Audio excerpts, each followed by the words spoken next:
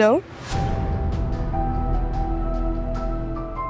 कहाँ हो तुम इस वक्त? और ये क्या बेगैरती फैला रही हो? क्या हो गया बाबा? मत कहा करो मुझे बाबा। जो हरकतें तुम करती फिरती हो उसके बाद मुझे बाबा कहती हो, शर्म आती है मुझे। क्या कह रहे हैं आप? क्या किया मैंने? ये तुम बात कैसे कर रही हो मुझसे? पूछ रही हूँ मैं। आप कह रहे हैं बेहूद की बगैरती, तो कैसी बगैरती? तुम इस वक्त कहाँ हो? किसके घर पे हो?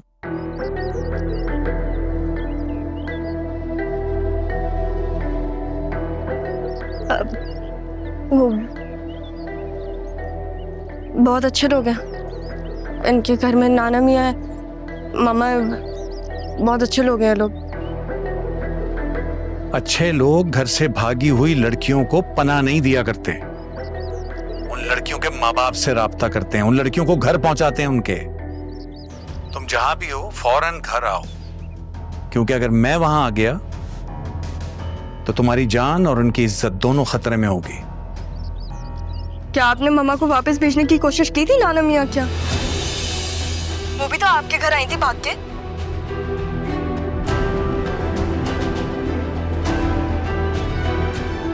बाबा मुझे सिर्फ और सिर्फ एक हफ्ते का वक्त दे। मेरे अच्छे बाबा है ना, मैं बस आप मेरी ये बात माने, फिर आप जो कहेंगे वो मैं करूंगी। आपको कासिम की कसम बाबा।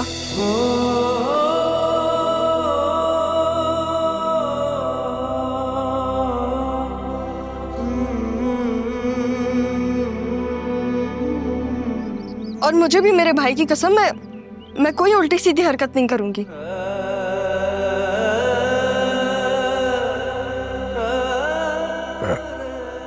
ठीक है।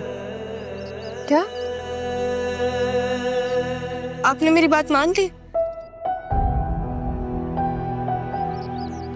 बहुत अच्छे हैं आप बाबा, बहुत अच्छे। मैं बस एक हफ्ते में वापस आ रही हूँ, ठीक है? और अब देखिएगा आपकी बेटी आपके लिए क्या क्या करेगी। लाशें बिछा देगी, लाशें। आप बस फिक्र मत कीजिएगा, ठीक है? तुम घर वापस आओ पहले, फिर देखते हैं किसकी लाशें बिछती हैं।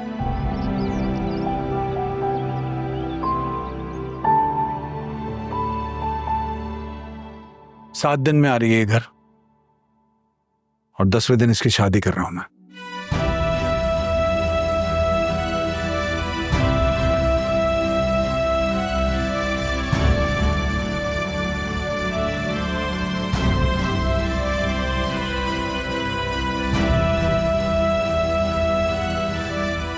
ये सारा कैसे बात कर रही थी? क्या ये सारा ही थी?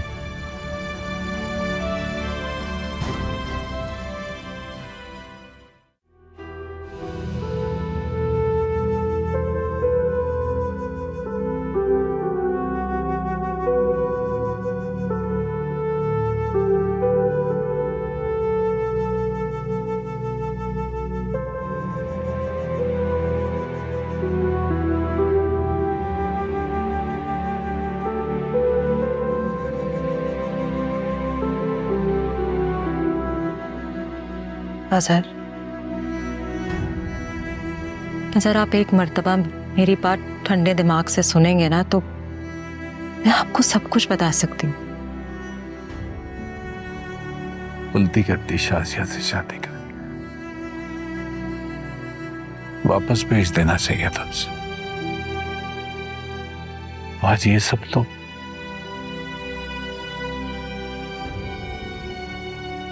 अपनी कश्तियां जला के भाग के आई थी मेरे पास।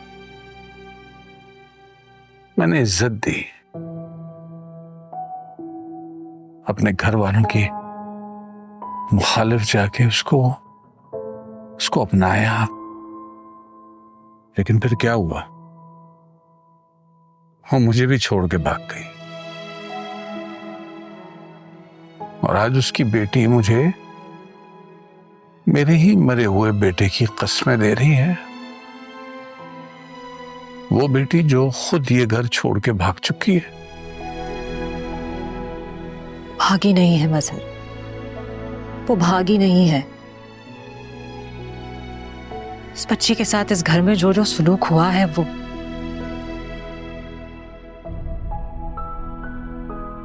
बस एक मर्तबा मुझे कहने दीजिए, तो आपको पता चलेगा कि रक्षी और मुनव्वर दोनों। रक्षी मेरी गोदों की पाली हुई बच्ची है, वो कभी मेरा सर झुकने नहीं देगी।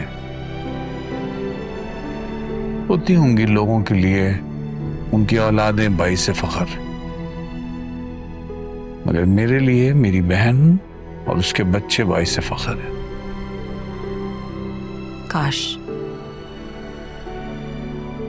काश आप ये समझ पाते कि जिन्हें आप अपना कहते हैं वो आपके लिए क्या सोचते हैं, और जिनसे आप नफरत करते हैं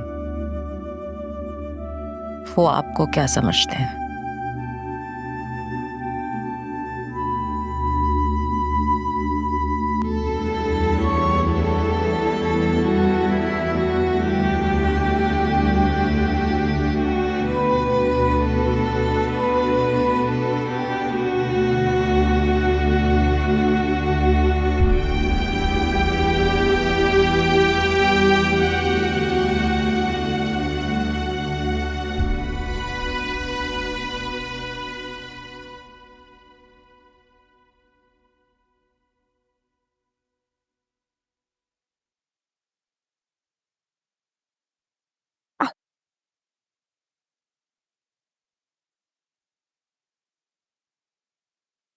तुम्हें क्या हुआ?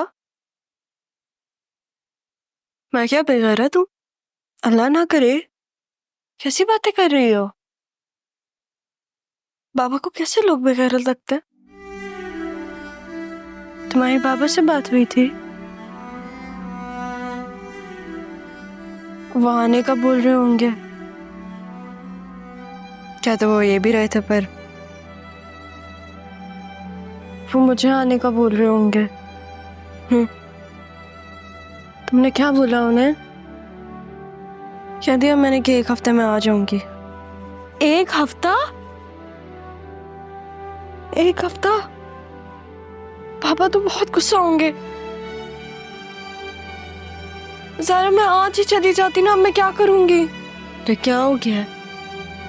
सारा मेरी बात सुनो, सांस लो, कॉम डाउन। अगर मैं जाऊंगी ना तो मैं बाबा के पास जाऊंगी। अगर तुम जाओगी तो वो तुम्हें मुनव्वर के पास भेज देंगे। सोचो इस बारे में।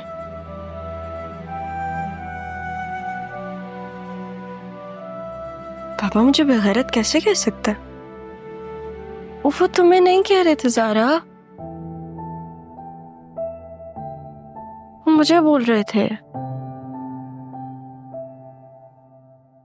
वैसे भी घर से भागी हुई लड़की को लोग पता नहीं क्या क्या बोल देते हैं, तो ये भी तो पता होना चाहिए ना कि लड़की घर से भागी क्यों है। बाबा ठीक थे ना? हाँ, ठीक नहीं, ठीक ठाक थे वो काफी। तुम मुझे ये बताओ कि तुम कितने दिन में ज़ारा बन सकती हो?